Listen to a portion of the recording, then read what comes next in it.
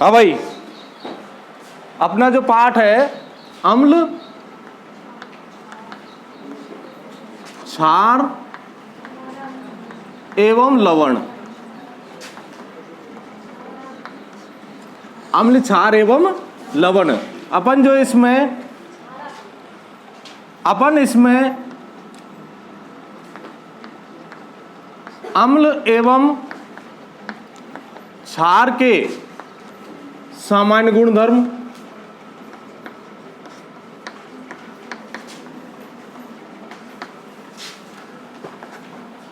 अम्ल और क्षार की जो जानकारी देते हैं उनको सूचक बोलते हैं, सूचक और सूचक के प्रकार।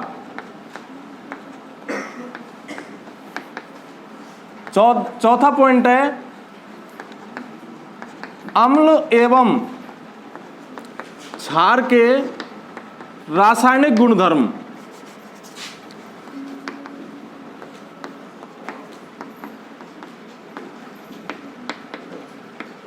रासायनिक गुणधर्मों में अपन पढ़ेंगे, पहला पढ़ेंगे अम्ल एवं क्षार की धातुओं से क्रिया।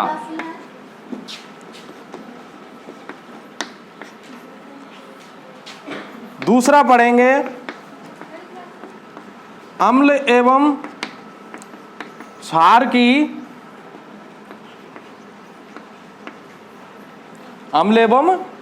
की धातु कार्बोनेट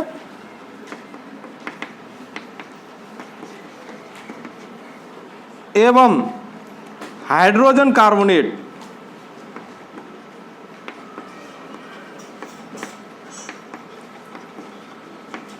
से क्रिया।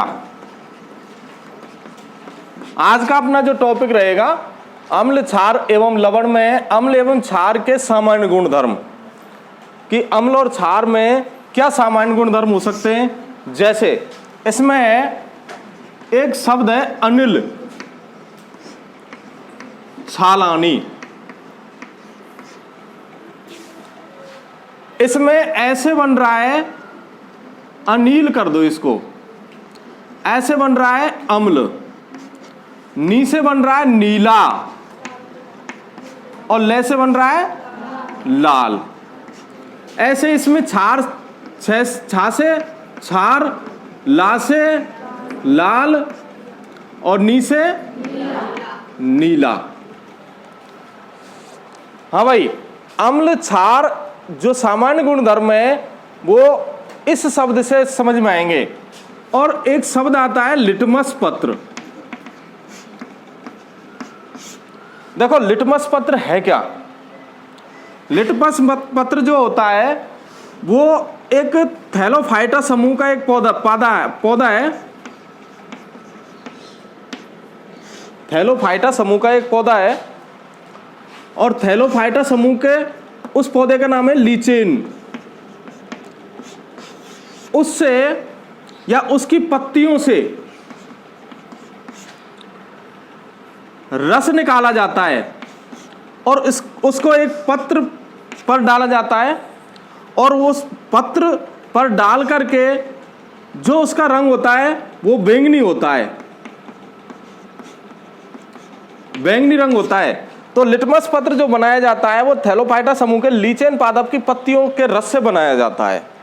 थैलोफाइटा पादप की जो पत्ती होती है ना उनके रस से बनाया जाता है। जब अम्ल और क्षार दोनों से क्रिया नहीं करता ना तो उसका रंग जब कैसा होता है, बैंगनी होता है।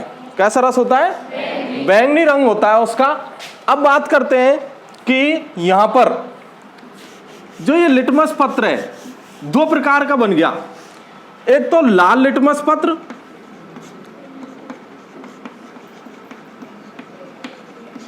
और एक नीला लिटमस पत्र। अब बात करते हैं अम्ल और क्षार की सामान्य गुणधर्म की। जो अम्ल होते हैं वो नीले लिटमस पत्र को क्या बना देते हैं, लाल, नील। अम्ल नीले लिटमस पत्र को लाल कर देते हैं जबकि क्षार लाल लिटमस पत्र को कैसा कर देते हैं, नीला। समझ में आ गई बात। तो एक तरह का तो ये गुण हो गया। इस शब्द से हमें आसानी से पता चल जाता है कि भाई इस पर लिटमस पत्र की जो क्रिया होती है अम्ल और क्षार की, वो क्या होती है, वो आप अनिल छालानी से निकाल सकते हो। दूसरी बात, ये तो हो गए इनके रंग के आधार पर बता दिया सामान्य गुणधर्म। अब बात करते हैं हम इनकी जो स्वाद है,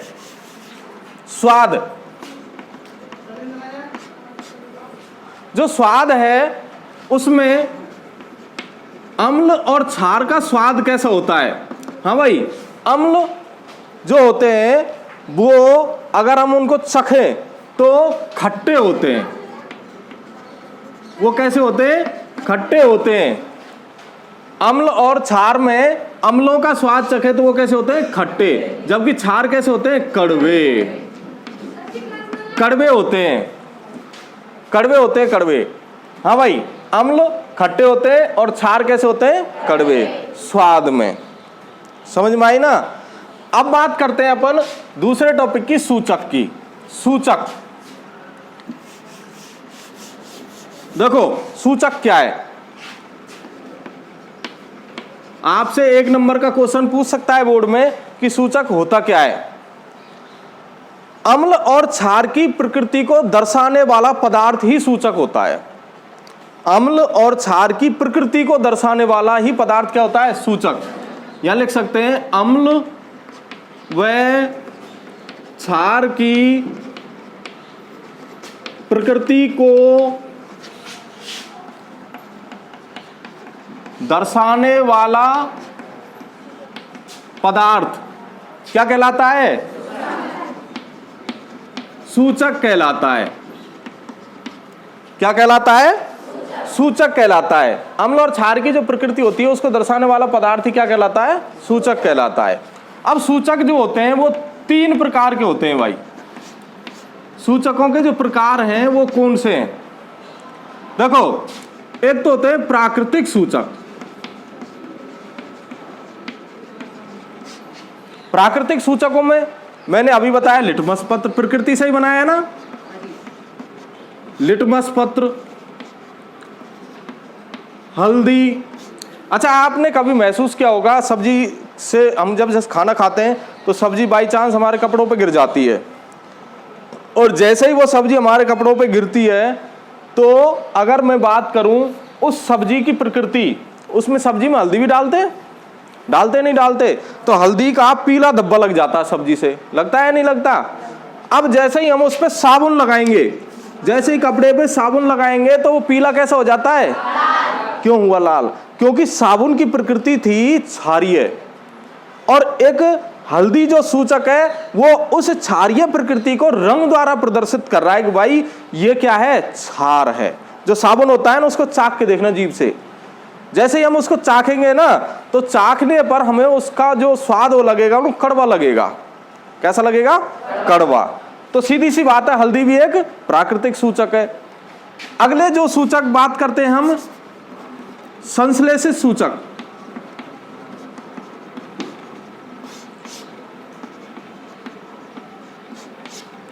आपसे 100% इन तीनों प्रकार में से सवाल पूछेगा बोर्ड में, किन्हीं 2 संश्लेषित सूचकों के नाम लिखिए, या किन्हीं 2 प्राकृतिक सूचकों के नाम लिखिए, या किन्हीं 2 गंधीय सूचकों के नाम लिखिए।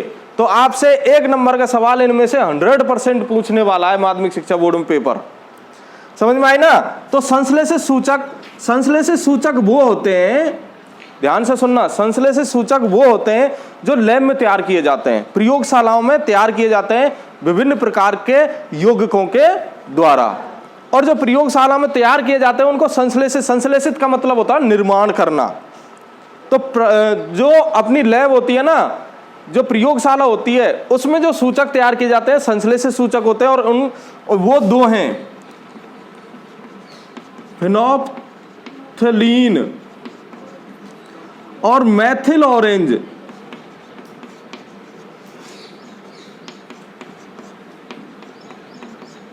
मैथिल ऑरेंज। कितने सूचक हो गए, 2। दोनों याद हो जाने चाहिए। प्राकृतिक सूचक लिटमस पत्र, हल्दी या फिर गुड़हल का जो फूल होता है ना, गुड़हल का फूल, वो भी एक सूचक की तरह कार्य करता है, नहीं है? गुड़हल का फूल भी एक सूचक की तरह कार्य करता है। आपको बता दूं, अगर गुड़हल के फूल पर अम्ल डाल दिया जाए तो उसका रंग जो लाल होता है वो कैसे हो जाता है? नीला हो जाता है, ऑटोमेटिक अपने आप चेंज हो जाता है। हाँ जी। अब तीसरे नंबर का जो सूचक है वो होगा गंधीय सूचक।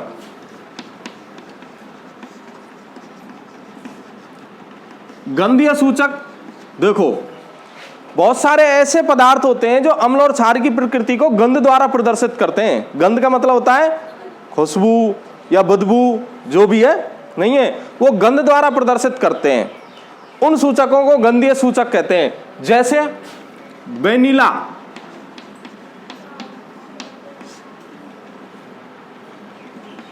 प्याज, लौंग का तेल, इनको अगर अम्ल और क्षार के ऊपर एक्सपेरिमेंट किया जाए, प्रयोग किया जाए इनका, तो ये क्या करेंगे? अम्ल और क्षार की प्रकृति को गंध द्वारा प्रदर्शित करेंगे। तो अपने जो टॉपिक हो गए, दो हो गए, अम्ल क्षार के सामान्य गुणधर्म, सूचक और सूचक के प्रकार। अब हम यहां इससे पहले अम्ल क्षार के रासायनिक जो गुणधर्म है ना, इनसे पहले कुछ एक चीज और पढ़ लेते हैं। क्या एक क्वेश्चन दिमाग में आ रहा है मेरे, और वो क्वेश्चन काफी इंपॉर्टेंट भी है। मान लेते हैं मेरे पास कुछ अम्ल और कुछ क्षारक हैं, और मैं प्रैक्टिकल करना चाहता हूं उन अम्ल और क्षारकों का, कि भाई इनमें से कौन तो अम्ल है और कौन क्षार है। तो देखो, जैसे मेरे पास अम्ल और क्षार, ये देखो HCl, H2SO4, HNO3, CH3COOH, NaOH, KOH, MgOH का होल ट्वाइस और NH4OH, ये पदार्थ है मेरे पास। इनके सबके नाम लिखा रखे हैं मैंने आपको। हाइड्रोक्लोरिक अम्ल, सल्फ्यूरिक अम्ल, नाइट्रिक अम्ल, एसिटिक अम्ल, sodium hydroxide, potassium hydroxide, magnesium hydroxide, milk of magnesia बोलते हैं, जो अपना वो आता है ना इनो, 6 सेकंड में काम तुरंत आता है ना, वही है। उसमें ये मिला हुआ होता है। वो एसिडिटी को, हमारे पेट की जो एसिडिटी है ना, उसको कम कर देता है। इसका मतलब ये प्रति अम्ल का कार्य करता है। और ये है अमोनियम हाइड्रोक्साइड। इनकी प्रकृति को हम किसी सूचक, जैसे मान लेते हैं लिटमस पत्र है मेरे पास, एक तो लाल लिटमस पत्र है और एक नीला लिटमस पत्र है, और कुछ ऐसे सूचक हैं जो मैंने लेबोरेटरी में तैयार किए हैं, जैसे दो बताए थे ना, फिनोप्थलीन और मेथिल ऑरेंज। इनकी प्रकृति को जानना चाहता हूं मैं। तो देखो, एक तो मेरे पास है लाल लिटमस, लाल लिटमस पत्र, एक है नीला लिटमस पत्र, एक है फिनोप्थलीन,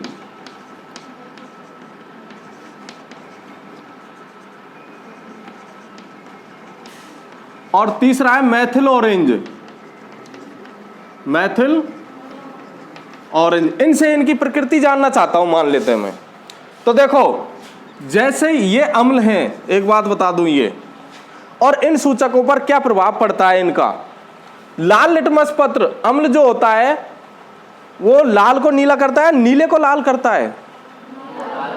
इसका मतलब यह हुआ लाल लिटमस पत्र पर अम्ल की कोई क्रिया नहीं होगी, और यह नीले लिटमस पत्र को क्या कर देगा? लाल कर देगा। फिनोप्थलीन पर कोई क्रिया नहीं होगी, कोई क्रिया नहीं होगी। और मेथिल ऑरेंज जैसे ही मैं अम्ल में डालूंगा ना, तो उसका रंग भी कैसा हो जाएगा? लाल। कैसा हो जाएगा? लाल। ऐसे ही H2SO4 है, ये भी एक अम्ल है, सल्फ्यूरिक अम्ल। इसकी बात करें तो ये सल्फ्यूरिक जो अम्ल है वो लाल को कुछ नहीं कहेगा, नीले को क्या कर देगा? लाल। फिनोप्थलीन पर कोई क्रिया नहीं करेगा, मेथिल ऑरेंज को क्या कर देगा? लाल। हाँ भाई। इसके बाद में मेरे पास ये भी अम्ल है, ये लाल को कुछ नहीं कहेगा, ये नीले को क्या कर देगा, लाल। फेनोल्फथालीन पर कुछ नहीं, और मेथिल ऑरेंज का रंग जो होगा वो कैसा हो जाएगा, लाल। कैसा हो जाएगा, ये भी एक अम्ल है, ये भी नीले, लाल को कुछ नहीं कहेगा, नीले को क्या कर देगा, लाल। और यहाँ फेनोल्फथालीन पर कुछ नहीं कहेगा, मेथिल ऑरेंज को क्या कर देगा, ये। क्लियर। अब बात करते हैं यहां पर इनकी, ये क्षार है, इनकी प्रकृति को देखने के लिए देखो, क्षार लाल को क्या कर देते हैं, नीला, और नीले पर कोई क्रिया नहीं करते हैं। यहां पर लिटमस पत्र, ये भी नीला, ये भी क्या है, नीला, और इसमें नीले को क्या है, कुछ नहीं करेंगे। ये लाल को फिर ये भी क्या कर देंगे, नीला, और ये नीले लिटमस पत्र पर कुछ नहीं, ये भी कुछ नहीं। इसका मतलब ये भी क्या कर देगा इसको, नीला। कुल मिला के बात ये है कि ये तो हो गए लिटमस पत्र की। फेनोल्फथालीन की बात करें, क्षारक जो होते हैं फेनोल्फथालीन में पीला रंग प्रदर्शित करते हैं, सॉरी गुलाबी रंग प्रदर्शित करते हैं। तो ये जितने भी क्षारक हैं वो सभी फेनोल्फथालीन में कौन सा रंग प्रदर्शित करेंगे, गुलाबी। कौन सा रंग प्रदर्शित करेंगे, गुलाबी। और जबकि मेथिल ऑरेंज में पीला रंग प्रदर्शित करते हैं। मेथिल ऑरेंज में कौन सा रंग प्रदर्शित करते हैं, ये पीला रंग प्रदर्शित करते हैं भाई, मेथिल ऑरेंज में पीला रंग प्रदर्शित करते हैं। इस प्रकार से अपना जो अम्ल और क्षार है वो सूचकों के आधार पर हम इस प्रकार से इनका विभाजन कर सकते हैं, इनकी छटनी कर सकते हैं। समझ में आई बात। चलो ठीक है, इसके बाद में और देखते हैं। चौक बीत गया।